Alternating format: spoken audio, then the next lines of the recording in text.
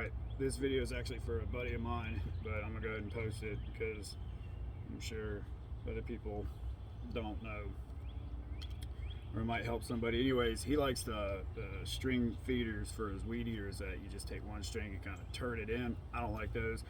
He tells me that these things take too long to load. I have about 10 of them in front of me. I'll load them all in about 6 or 7 minutes. So he was like, "How?" We live far away from each other. Told him to send him a video. So here it is. Steven, this one's for you, buddy. All right, so you get your double layer head right there that goes into your bump head for your weed eater. And on what weed you got, a lot of them do the same thing.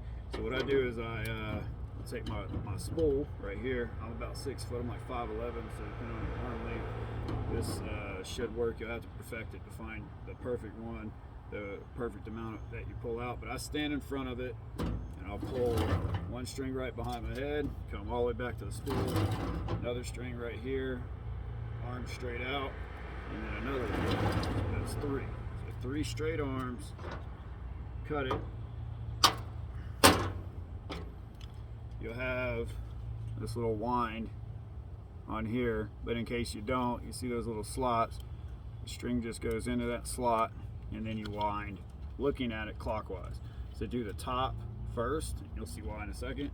So it bends back around that way, pull a little bit tight and start winding it. Don't pull it tight when you're winding it, just kind of let the string neatly fall within that line, because if you go too tight it's going to get hot and stick. And then bam, that little corner right there, fold it in there and it keeps it in place, that little tab. All right, so we're going to do it again. 1, 2, 3. Cut it.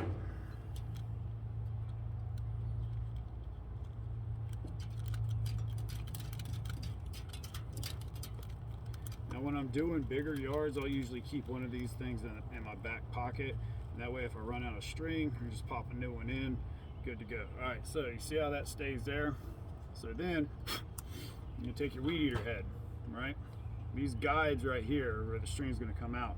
Here's a secret that I found that took me a long time to figure out. There's these little notches right there at the bottom of your stringer, or your stringer bump head, right? Line up these 2 grooves with that head and you press down on your spring, and then those things, those little tabs that I show you, they actually lock underneath these silver heads right there, or the string guides. So push, turn, comes out, push, turn, and that thing locks in. Took me a long time to figure that out. I didn't know that. So then you could pop your string loose, lay it in your string guide, just like so, and it stays for the most part. Might have to keep your finger on it, but it stays there.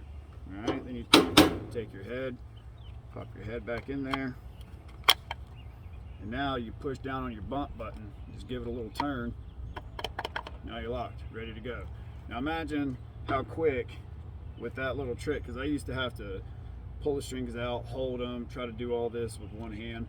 It actually goes by really quick. Run out of string, pop that head off, throw that in there, lock it, fold the strings in, put the new cap on. You're started in less than a minute. So if you pre-roll your strings, you're ready to go. Sometimes those will unravel in your pocket, but it doesn't take much time to just fix it, throw it right back on the truck. But most importantly, don't make this too tight.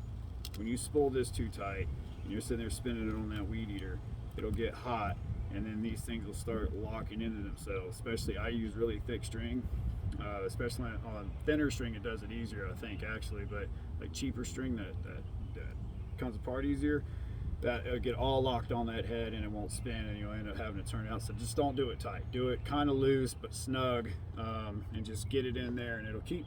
All right, oh, my camera's all down. Y'all stay steady.